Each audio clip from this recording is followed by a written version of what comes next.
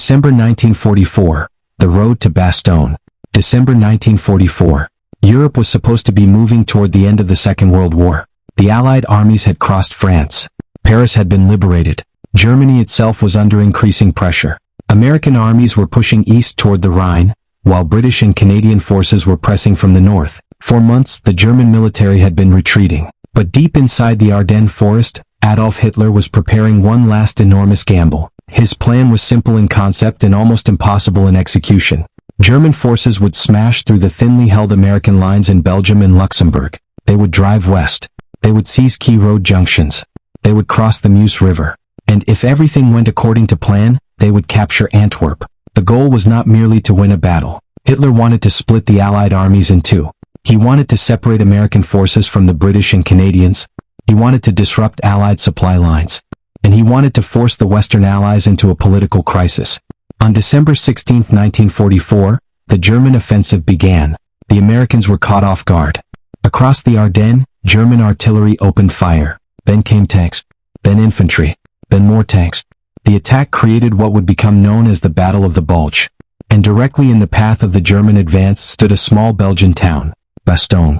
At first glance, Bastogne didn't look like the place where a major offensive would be decided. It wasn't Berlin. It wasn't Paris.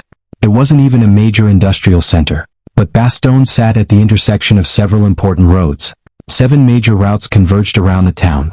Whoever controlled Bastogne controlled movement through a crucial part of the Ardennes. For the Germans, the town was an obstacle. For the Americans, it was a crossroads that could become a fortress. And arriving to defend it was a unit that had already fought across Normandy and Holland. The 101st Airborne Division. The Screaming Eagles. They had not been planning to fight in Bastogne. They had been pulled from rest. They were supposed to be recovering. Instead, they were suddenly being rushed toward one of the most important defensive battles of the entire Western Front. The men of the 101st did not know it yet, but within days they would be surrounded. Their ammunition would become precious. Their food would run low. The weather would turn brutally cold. The wounded would overwhelm their medical facilities. German artillery would pound their positions. German infantry would attack from multiple directions. And eventually the Germans would demand their surrender. The answer would become one of the most famous words in American military history. Nuts. But the real story of Bastogne is bigger than one word. Because the question is not simply why the 101st refused to surrender. The real question is this. How did an American division, thrown into a freezing battlefield with almost no preparation, manage to hold a strategically vital town against a German offensive designed to break the Allied front? And why couldn't the Germans take Bastogne before American relief finally arrived? The answer begins before the first German tank ever reached the town. It begins with time. The German gamble. By December 1944, Germany was in serious trouble. The Wehrmacht had suffered enormous losses on the Eastern Front. The Allied invasion of Normandy had opened a massive Western Front. American troops had crossed France at astonishing speed. German cities were being bombed. Fuel was increasingly scarce. Veteran soldiers were being replaced by younger men, older men, and hastily trained recruits. But Germany still possessed experienced commanders, powerful armored formations, artillery, and thousands of determined soldiers. Hitler believed that one massive counteroffensive could change the strategic situation. The Ardennes was chosen because the terrain appeared ideal for surprise. Dense forests, narrow roads, rugged hills, poor visibility, winter weather, and relatively thin American defensive positions. The Germans expected surprise to compensate for their disadvantages. They planned to attack before the Allies could understand what was happening. The offensive was officially called Wacht dem Rhein, Watch on the Rhine. But the operation would become famous by another name, the Battle of the Bulge. 3 German armies would participate in the offensive. The 5th Panzer Army would drive toward the Meuse. The 6th Panzer Army would attack farther north. The 7th Army would protect the southern flank. The German plan depended on speed. That word mattered more than almost anything else. Speed. The Germans did not have the resources for a prolonged war against the combined industrial power of the United States, Britain, and the Soviet Union. They needed a breakthrough. They needed roads. They needed fuel. They needed bridges. And above all, they needed the Americans to collapse quickly enough for German armored columns to keep moving west. That was why Bastogne mattered. The town sat on the road network. If German forces captured it quickly, they could move west. If the Americans held it, German columns would have to move around it.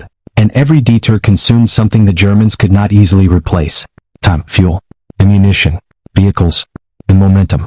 That was the hidden battle being fought around Bastogne. Not simply territory.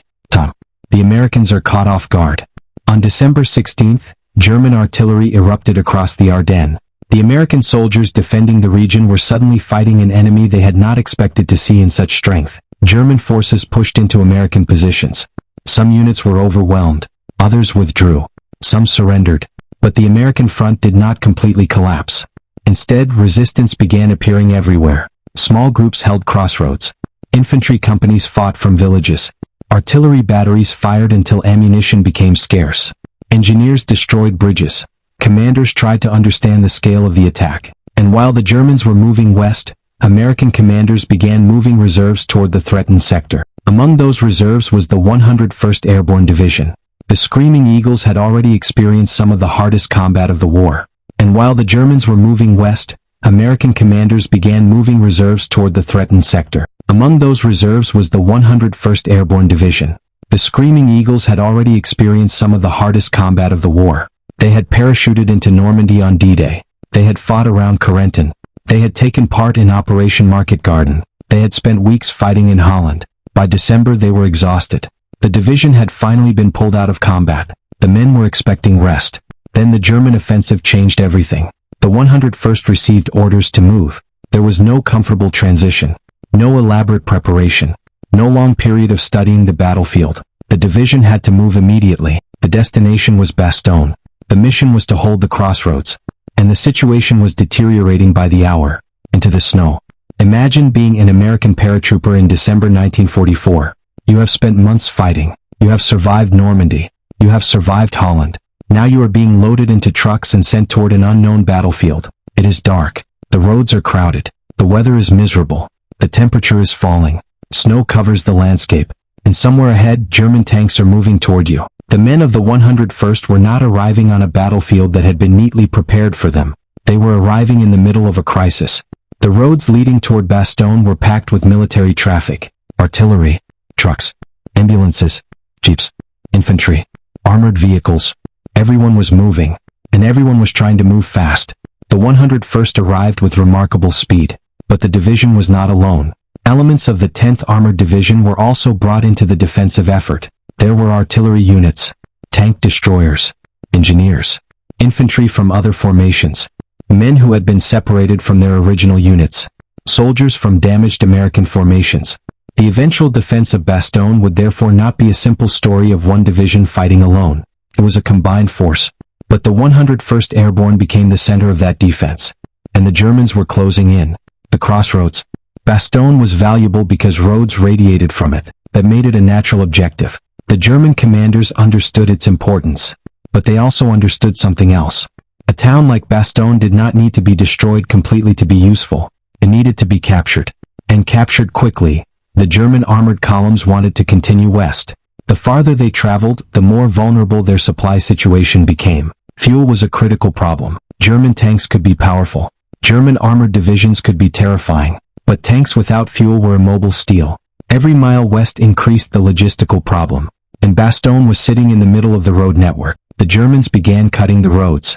By December 21st, all 7 major highways leading into Bastogne had been cut by German forces. The town was surrounded. The Americans were trapped. For the German commanders, this appeared to be a victory. The American garrison had been isolated. Its supply routes had been severed. Its defenders were surrounded. The German army now had a choice. Go around Bastogne, or destroy it. The German high command wanted the town neutralized. And the American soldiers inside had no intention of making it easy. The perimeter. The defense of Bastogne was not a single line. It was a ring. A defensive perimeter stretching around the town. American units occupied villages, woods, fields, roads, and ridgelines. They dug foxholes into frozen ground. They established machine gun positions. They positioned artillery. They prepared defensive fires. They used tanks and tank destroyers where they could. And they waited. The weather made everything worse. Snow and freezing temperatures punished soldiers who were not properly equipped for winter. The 101st had been rushed from rest. It did not arrive with everything a normal defensive operation might have required. There were shortages.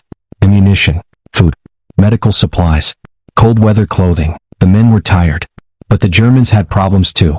And these problems would become increasingly important. The German army was attacking at the end of a long supply chain. Its offensive had started with surprise. But surprise was disappearing. The Americans now knew what was happening. American commanders were bringing reinforcements. American artillery was organizing.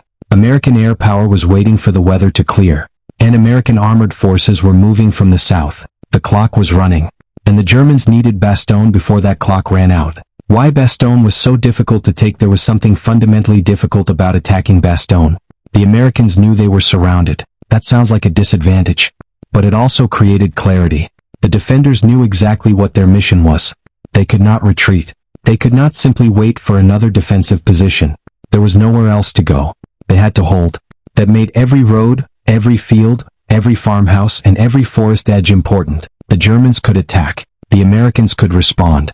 Then the Germans could attack again, and again, and again. The defensive perimeter absorbed pressure. When one sector became threatened, units could shift. Artillery could fire. Machine guns could sweep approaches. Mortars could strike German infantry. Tank destroyers could engage armored vehicles. And American soldiers could disappear into the forests and frozen fields. The Germans faced another problem. They were not fighting against an isolated collection of inexperienced soldiers. The 101st had experienced combat leadership. Its officers and non-commissioned officers had already survived months of war. They understood small unit tactics. They knew how to use terrain. They knew how to organize defensive positions. And they knew what German attacks looked like. The German army might have the initiative, but the Americans had experience. And experience matters when the battlefield becomes chaotic. The battle in the woods. The Ardennes was a terrible place for mechanized warfare. Roads were narrow. Trees blocked visibility. Snow covered landmarks. Villages were scattered through the forest. Tanks could not always maneuver freely. Infantry became essential. That meant the Germans needed soldiers to move forward, clear American positions, and open routes for armored vehicles. The Americans knew this. They often allowed German infantry to approach. Then the defensive positions erupted. Machine guns, rifles, mortars, artillery. The sound would roll through the forest. German soldiers would attempt to advance. American positions would respond. And after the fighting, both sides would disappear back into the winter darkness. This was not the glamorous war shown in recruitment posters.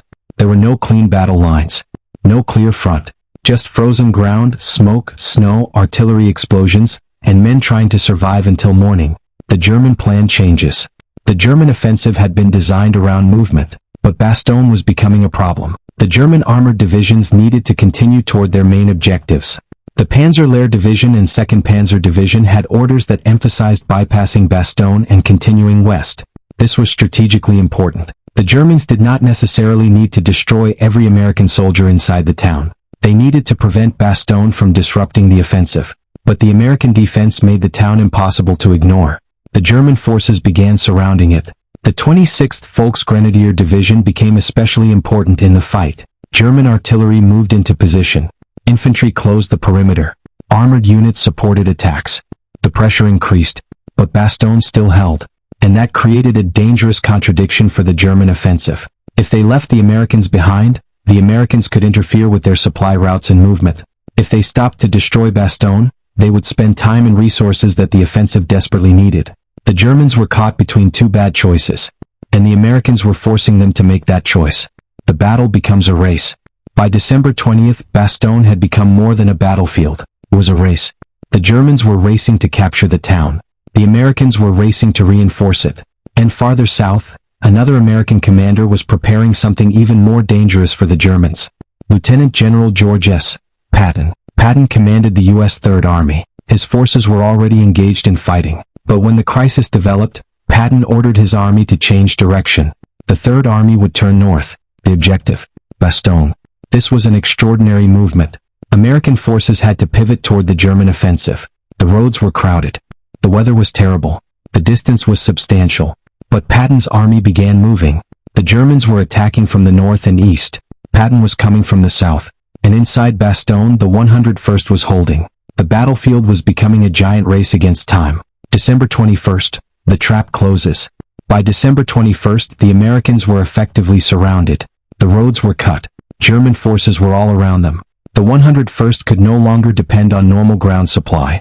Everything now depended on what could be brought in by air. But winter weather had grounded much of the Allied Air Force. This was catastrophic. The Allies had enormous air power. But air power was useless if aircraft could not fly. Clouds covered the sky. Snow reduced visibility. The soldiers inside Bastogne waited. The Germans waited too. And the German command began to believe the moment had arrived. The Americans were surrounded. Their supplies were limited. Their casualties were increasing. Their weather was miserable. Their roads were gone. Surely they would surrender. But the Germans had made a critical mistake. They assumed isolation meant weakness. The Americans saw isolation differently. It meant there was no alternative. They would fight. The German ultimatum. On December 22nd, a German messenger approached the American lines. He carried a message. The German commander demanded surrender. The message described the American position as hopeless. It warned that German artillery could destroy the town. The Americans had been surrounded. Resistance, the Germans argued, was pointless. The messenger expected an answer. Inside the American command post, Brigadier General Anthony McAuliffe was in charge. The acting division commander looked at the message. The situation was grim. The Germans were surrounding Bastogne. The Americans were running short of supplies. The wounded were filling aid stations. German artillery could be heard around the town. And the German commander was offering a choice. Surrender. Or be destroyed. McAuliffe reportedly looked at the message and said, "Nuts." The officers around him understood immediately. The word captured the absurdity of the German demand. Surrender? After everything the men had already endured? No. McAuliffe's staff turned the response into an official message. The German commander received it. The reply was brutally simple. Nuts. The word became famous. But fame can sometimes hide the seriousness of what happened. Because McAuliffe was not joking about the battlefield. He was telling the Germans that the Americans were not surrendering. And now the Germans had to prove they could force them to. The attacks began. The Germans attacked. American artillery answered. German infantry moved forward. Machine guns opened fire. Mortars dropped rounds into American positions. The woods filled with smoke. The cold made weapons difficult to operate. Snow reflected explosions in the darkness. American soldiers fired until their ammunition became precious. German soldiers kept coming. This was not one dramatic attack. It was a series of attacks. Pressure from different directions. Local breakthroughs. Counterattacks. Artillery barrages. Patrols. Night fighting. Small unit battles. The perimeter was constantly tested. The Germans searched for weakness. The Americans searched for opportunities to destroy attacking forces before they could penetrate deeply. The battlefield became a war of exhaustion. Who would break first? The Germans? Or the Americans? The secret advantage of the Americans. The Americans had something the Germans desperately needed to eliminate. Artillery. Bastogne had become an artillery fortress. American guns could support different sectors of the perimeter. When German infantry concentrated for an attack, American artillery could punish them. The artillerymen did not always have perfect information. They did not have modern satellites. They did not have drones. They depended on observers, maps, radios, reports, and experience. But they were extremely effective. The guns could fire on roads. They could hit German assembly areas. They could disrupt attacks. They could suppress enemy positions. And they could support counterattacks. The German infantry often had to advance through artillery fire before reaching the American defensive positions. That meant the Germans were already taking casualties before they reached the foxholes. And every failed attack cost the Germans something they could not replace easily. Veterans, officers, vehicles, ammunition, time. The German problem, they couldn't win fast enough. This may have been the single most important reason Bastogne held. The Germans did not necessarily need a long battle. They needed a quick one. The entire Ardennes offensive depended upon momentum. The German forces had to keep moving. But Bastogne created friction. Every road that should have carried German vehicles was threatened. Every American unit that remained alive inside the perimeter represented a potential threat. Every day the Americans survived gave Allied commanders more time. More time for Patton. More time for reinforcements. More time for supplies. More time for weather to change. More time for Allied aircraft to return to the sky. The Germans were trying to destroy a pocket. The Americans were trying to survive until the pocket could be relieved. Those are two completely different military problems. And time favored the Americans. The frozen battlefield. The cold became another enemy. American soldiers slept in frozen foxholes. Some had inadequate winter clothing. Men wrapped themselves in blankets. They used whatever materials were available to stay warm. The ground was hard. Digging defensive positions became difficult. Water froze. Weapons needed attention. Food was limited. The wounded suffered. And sleep became a luxury. Imagine spending night after night outside in freezing weather, knowing that a German attack could begin at any moment. You hear artillery. You hear engines. You hear rifle fire somewhere beyond the trees. Then silence. You cannot relax, because the silence may be the beginning of another attack. The men of Bastogne lived in that tension, and they kept holding. The German armor. German tanks were among the most dangerous weapons on the battlefield. Tiger tanks, Panthers, assault guns, half-tracks, armored personnel carriers. They were powerful, but the terrain limited them. The forest restricted movement. The roads were narrow. The Americans could use anti-tank weapons and tank destroyers to ambush German armor. The Germans could not always bring their full armored strength to bear at one location. And when tanks moved forward without adequate infantry support, they became vulnerable. When infantry moved without armor, American machine guns and artillery could punish them. The Germans needed combined arms. The Americans were increasingly effective at combining infantry, artillery, armor, engineers, and tank destroyers inside the perimeter. The battle became less about which side had the most powerful weapon. It became about which side could coordinate its weapons most effectively. The American perimeter tightens. The defense around Bastogne was constantly changing. Units shifted. Positions were reinforced. Commanders responded to German pressure. Some American soldiers fought from woods. Others fought from villages. Others occupied open ground. The perimeter was not a perfect circle. It was a complicated defensive network shaped by terrain. And German attacks repeatedly tested it. At some points, German forces came dangerously close. But every penetration encountered another American position. Another machine gun. Another platoon. Another artillery mission. Another tank destroyer. Another group of exhausted paratroopers refusing to move. This was one of the great strengths of the defense. The Germans could attack one position, but behind that position was another, and behind that one was another. The Americans had turned Bastogne into a layered defense. The German commander's dilemma. The Germans now faced a terrible choice. They could continue attacking Bastogne, but that consumed resources, or they could bypass the town. But leaving the American garrison behind meant leaving a dangerous enemy force in the middle of their operational area. This was exactly the dilemma the Americans wanted. Bastogne did not need to destroy the German army. It simply needed to force the German army to react. The town became an anchor. German forces had to account for it. And while they were doing so, American commanders elsewhere were organizing the counterattack. The Germans had started the Battle of the Bulge with the initiative, but Bastogne was helping the Americans take that initiative away. Patton turns north. Far to the south, George Patton's Third Army was moving. Patton had a reputation for speed. Now he had a chance to demonstrate it. American formations turned north. The objective was Bastogne. The attack was difficult. Roads were congested. German resistance was strong. The weather was brutal.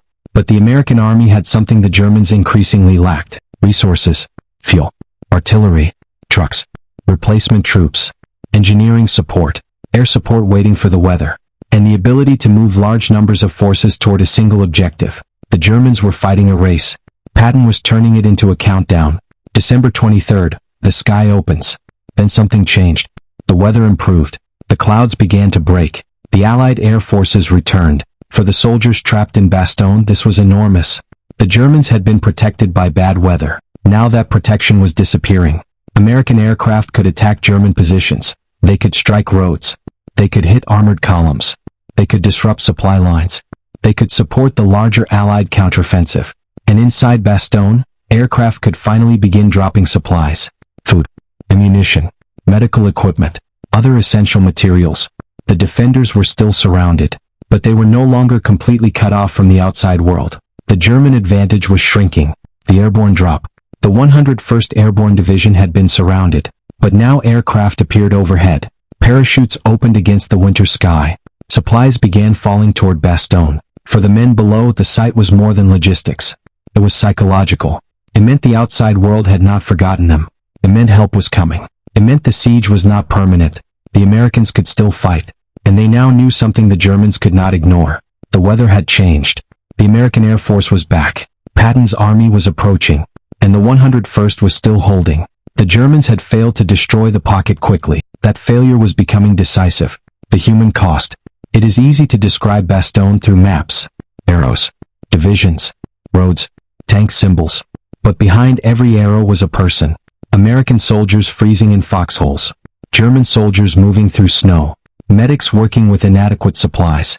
Wounded men waiting for treatment. Drivers moving ammunition through dangerous roads. Artillery crews firing into the night. Officers trying to understand fragmentary reports. Young soldiers experiencing combat for the first time. Veterans trying to keep frightened men steady. Bastogne was not simply a strategic crossroads. It was a place where thousands of human beings were pushed to the limits of endurance.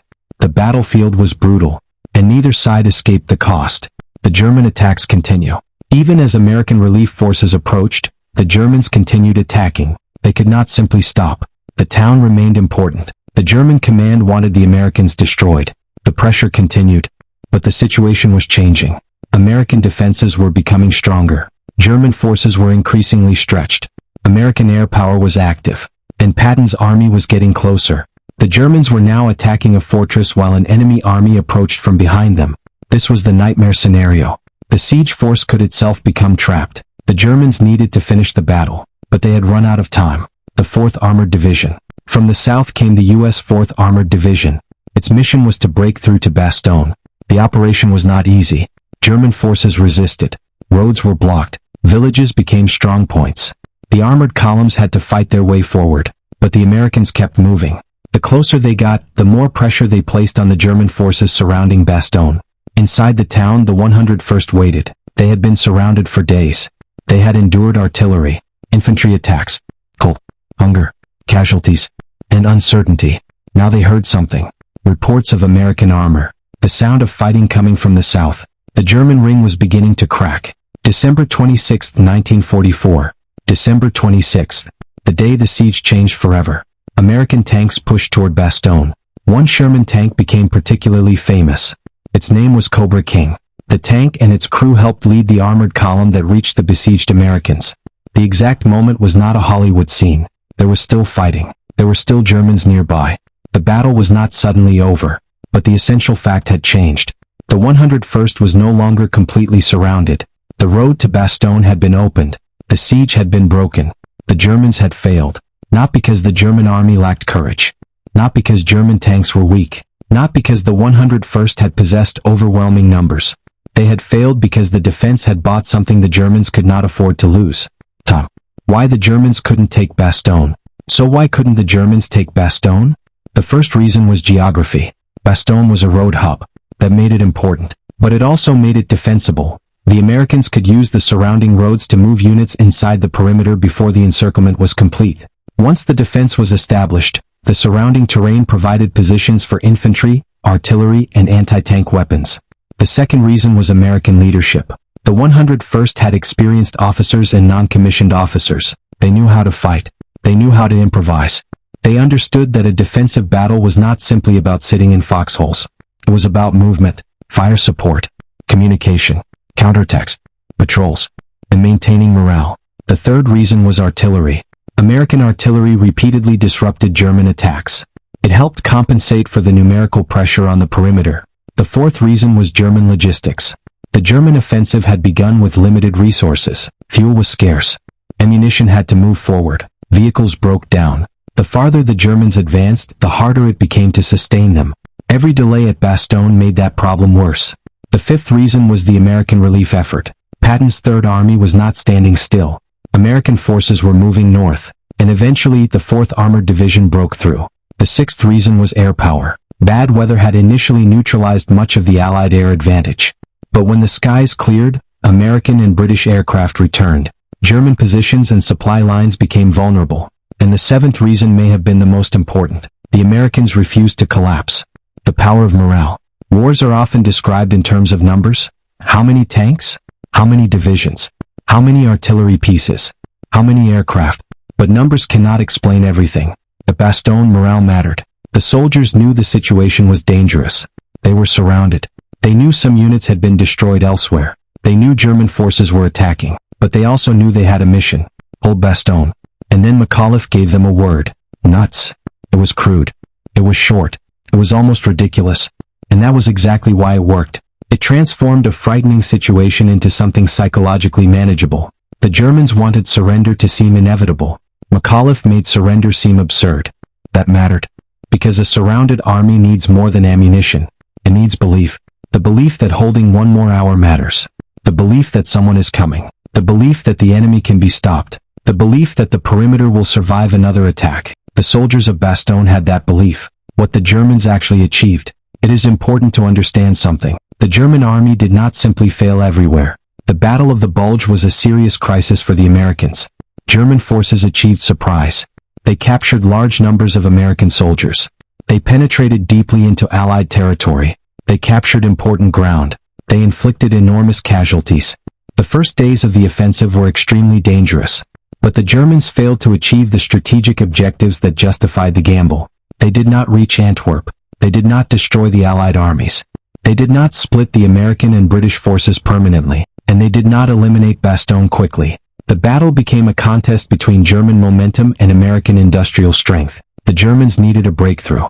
The Americans needed time. Bastogne gave the Americans time. The forgotten defenders. The 101st Airborne became the famous name attached to Bastogne, but the defense was larger than the 101st. Soldiers from the 10th Armored Division fought there. Artillerymen supported the perimeter. Tank destroyer crews fought German armor. Engineers built and repaired defenses. Medical personnel treated the wounded. Truck drivers brought supplies. Glider infantry fought as infantry. Other American units contributed men and equipment. The defense was a combined effort. The 101st provided the identity. But Bastogne was held by a force made up of many different American formations. And that is important because it changes the story.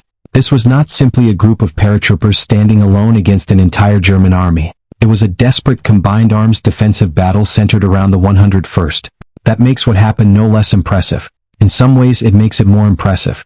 Because the defense succeeded through coordination. The German failure of time. The German offensive was built around a timetable. That timetable began breaking down almost immediately. American resistance slowed German columns. Roads became congested. Fuel became scarce. Engineers had to clear obstacles. American defenders refused to disappear. And Bastogne became one of the biggest delays. The German armored formations could bypass it. But the town remained a threat. The German army could attack it. But attacking consumed time. This was the trap. Every decision cost something. And while German commanders debated the problem, American reinforcements moved closer. That is why Bastogne became strategically important far beyond its size. The town itself was not the whole victory. The delay was. The road beyond Bastogne. After the breakthrough, the battle continued. The Germans were not suddenly gone. The American perimeter expanded.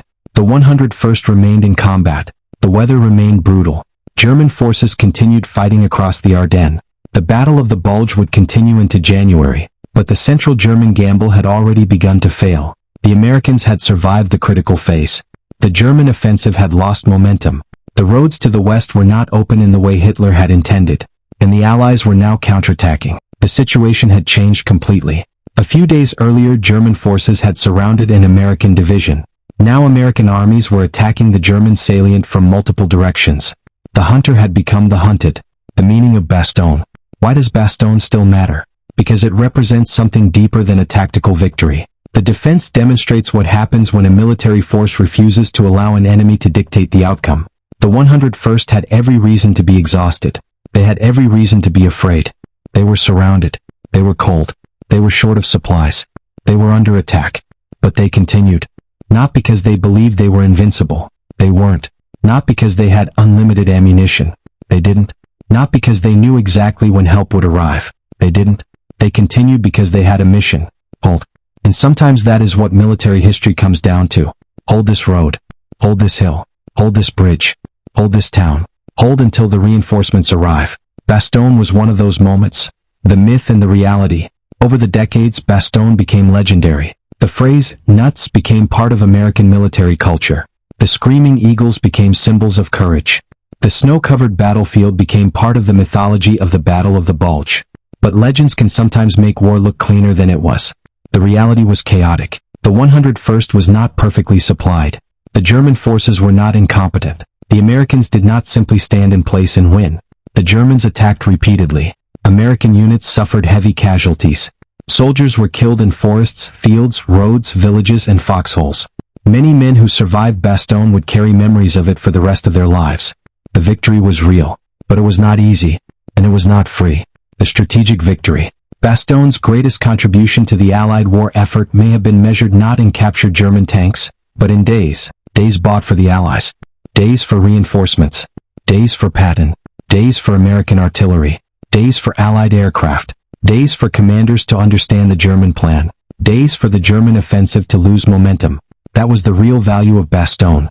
The Germans needed to move quickly. The Americans made them stop. And once the German army stopped moving, the offensive became much harder to sustain. This is why a small town could matter so much in a war involving millions of soldiers. Because military campaigns are systems. A single road junction can affect dozens of formations. A delay in one location can change the timing of an entire offensive. A unit that refuses to surrender can force an enemy commander to change plans. Bastogne became exactly that kind of obstacle. The final answer. So, why couldn't an entire German division take Bastogne from the 101st? Because the question itself hides the larger truth. The Germans were not fighting only one American division.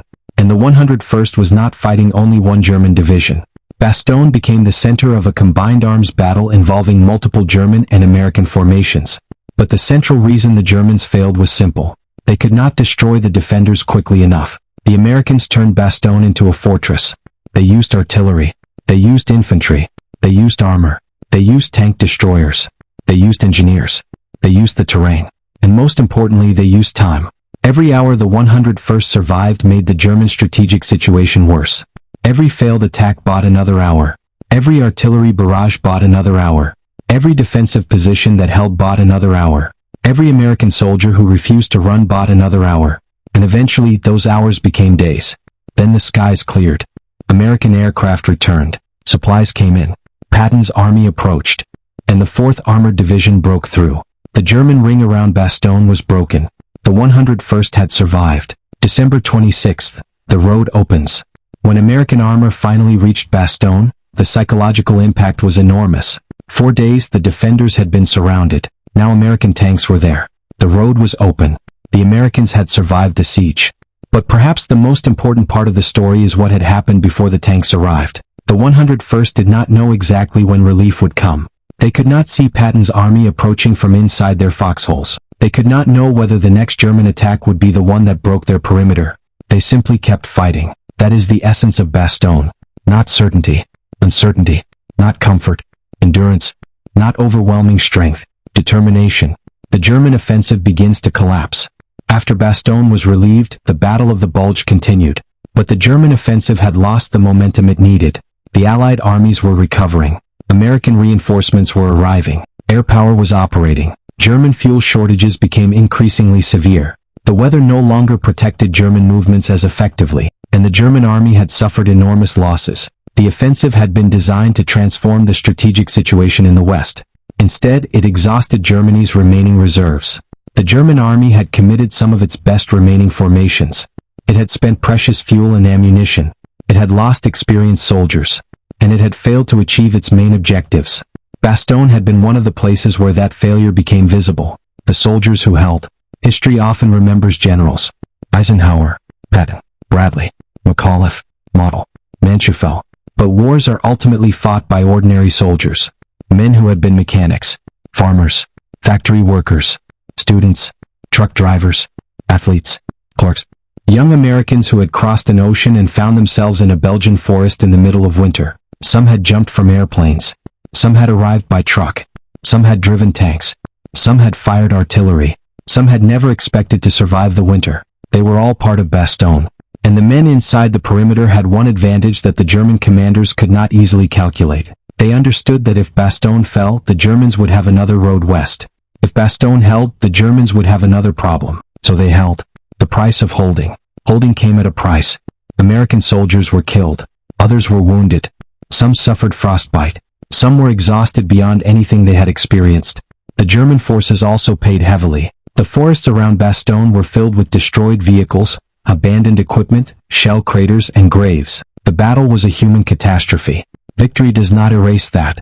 The Americans won the defensive battle. But the men who fought it did not experience it as a historical legend. They experienced it as cold, fear, noise, pain, exhaustion, and the constant question of whether they would see another morning. That is why Bastogne deserves to be remembered carefully, not as a fantasy, but as a real battle fought by real people, the Screaming Eagles. The 101st Airborne Division had entered the war with a motto, Rendezvous with Destiny. By December 1944, The division had already created a history.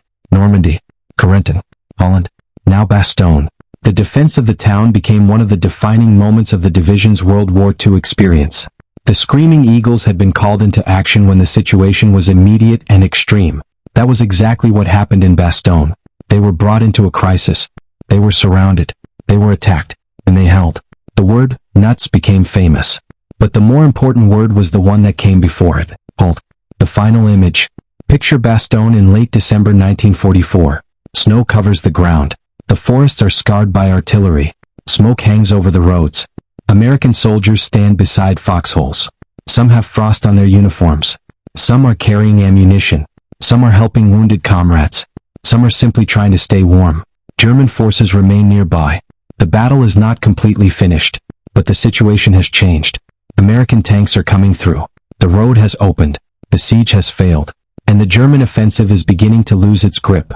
A few days earlier, the Germans believed the American defenders were trapped. They were right. But they misunderstood what a trap could become. A trapped army can be destroyed. Or it can become a fortress. At Bastogne, the 101st became the fortress. And the Germans discovered that capturing a fortress takes time. Time they did not have. Why Bastogne became a legend. The legend of Bastogne was not created by one sentence. It was created by thousands of decisions. A machine gunner staying at his position. A medic treating another wounded soldier. An artillery crew firing another mission. An officer moving men to a threatened sector. A tank crew driving toward enemy fire. A soldier digging another foxhole. A truck driver bringing ammunition forward. A paratrooper refusing to abandon his position. One decision. Then another. Then another. Together, those decisions created the defense. The German army could attack a position. But it could not attack every decision. It could not destroy every soldier's determination. And it could not stop American reinforcements from moving toward the town forever. That is why Bastogne held. The bigger lesson.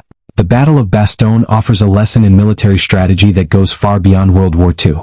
A defensive position does not always have to defeat an enemy outright. Sometimes it only needs to delay him. Sometimes the mission is not victory today. It is survival until tomorrow. A unit can be outnumbered and still succeed if it forces the enemy to spend more resources than planned. A road junction can become strategically important because of what happens if it is denied. And an army can win a battle without destroying the enemy. Sometimes it wins simply by refusing to let the enemy accomplish his objective. That is what happened at Bastogne.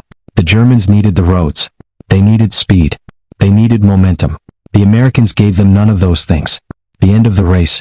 By the time American tanks reached Bastogne, the question was no longer whether the Germans could quickly capture the town. The question was whether the Germans could continue the offensive at all. The answer was becoming clear. They could not. The German attack had reached its maximum penetration. The Allied response was growing. The American armies were beginning to push back. The German supply situation was deteriorating, and the weather had given the Allies their air power advantage again. The Battle of the Bulge would continue for weeks, but the great German gamble was failing. Bastogne had survived. The legacy. Today, Bastogne is a quiet Belgian town. Visitors walk roads where tanks once moved. They walk through forests where soldiers fought. They see monuments, museums, memorials, names, photographs, uniforms, weapons, and maps showing the German advance. The landscape can feel peaceful. That is perhaps the strangest part, because in December 1944, this peaceful landscape was a battlefield. The forests were filled with soldiers. The roads were filled with tanks. The sky was filled with aircraft, and the town was surrounded. Yet the defenders held. The 101st Airborne Division would eventually leave Bastogne. The war would continue. Germany would eventually surrender. But the memory of Bastogne would remain. Not simply because of nuts, but because the battle demonstrated what an isolated force could accomplish when it had the right terrain, experienced leadership, artillery support, combined arms cooperation, and above all, the determination to keep fighting until relief arrived. The answer in one sentence. The Germans couldn't take Bastogne because they needed a fast victory, while the Americans only needed to survive. And survival was enough. Every hour the 101st held made the German offensive weaker. Every day the Americans survived gave Patton more time. Every German attack that failed consumed men and ammunition. Every American defensive position that remained intact kept the crossroads closed. And when the 4th Armored Division finally broke through on December 26th, the Germans had lost the race. The 101st had done what it was sent there to do. Hold Bastogne. The last stand that wasn't the last. There is another important point. Bastogne was not the end of the war. It was not even the end of the Battle of the Bulge. The fighting continued. The 101st continued fighting. American forces continued attacking. The German army continued resisting. But the defense of Bastogne had already changed the battle. The German offensive could no longer move with the speed required to achieve its strategic goals. The Americans had survived the most dangerous moment. And once the momentum shifted, Germany could not recover it. The Western Front would keep moving east. The Rhine would eventually be crossed. German cities would fall. And in May 1945, Nazi Germany would surrender. But that future was not guaranteed in December 1944. In Bastogne, American soldiers were still fighting for it. A town that bought time. Bastogne was never the largest battlefield of the war. It was never the bloodiest. It did not decide the entire Second World War by itself. But it became a symbol of something critical. Time. The Germans needed time to move west. The Americans needed time to bring the Third Army north. The German commanders needed time to reorganize. The Americans needed time for the weather to clear. The Germans needed time to capture Bastogne. The Americans needed time for their perimeter to survive. And the 101st gave the Allies that time. That is why Bastogne mattered. The snow falls again. Imagine the final scene. The fighting has moved away from the town. The artillery is quieter. The roads are beginning to reopen. American tanks sit among damaged buildings. Soldiers who have spent days in frozen positions finally see a path out. The snow continues to fall. The same snow that made movement difficult. The same snow that froze weapons and wounded soldiers. The same snow that concealed German infantry and American defenders. But now the snow is falling over a battlefield the Germans failed to take. Bastogne still stands. The 101st still stands. And the German offensive has failed to break the Allied front. The town is damaged. The soldiers are exhausted. The casualties are enormous. But the road west is closed to the German army. And that is the story. Not that the 101st was invincible. They weren't. Not that the Germans were weak. They weren't. Not that Bastogne was easy to defend. It wasn't. The story is that the Germans needed a quick victory, and the Americans denied them one. The Germans needed Bastogne. The Americans needed time. And the 101st gave them enough. The final words. In the winter of 1944, the German army launched its last great offensive in the West. It began with surprise. It began with tanks. It began with artillery. It began with the belief that the Allied armies could still be split apart. But at Bastogne, the offensive encountered something it could not easily destroy. A defensive perimeter, experienced soldiers, artillery, roads, frozen forests, and a division that had already survived Normandy and Holland. The Germans surrounded Bastogne. They attacked it. They demanded its surrender. And the Americans refused. Then the weather cleared. The aircraft returned. Patton's army came north. And American armor broke through. The siege was over. The Germans had failed to capture Bastogne. But more importantly, they had failed to capture it in time. And in war, timing can be everything. Because sometimes the difference between victory and defeat isn't the number of tanks. It isn't the size of the army. It isn't even the strength of the weapon. Sometimes it is simply whether a group of exhausted soldiers can hold one more day, one more night, one more road, one more frozen field, one more attack, until someone finally arrives. At Bastogne, someone did. And when the American tanks broke through on December 26, 1944, they didn't just rescue a surrounded division. They confirmed that the German timetable had failed. The Ardennes offensive had lost its momentum. The road to Antwerp remained closed. The Allied armies were still intact. And Nazi Germany's last great gamble in the West was beginning to collapse. The 101st Airborne Division had survived. Bastogne had survived. And the word that came to define the defense remained as blunt and unforgettable as the men who fought there. Nuts. But behind that word was something much more powerful. A refusal. A refusal to surrender. A refusal to abandon the crossroads. A refusal to give the Germans the time they needed. And sometimes, in war, refusing to lose is enough to change history.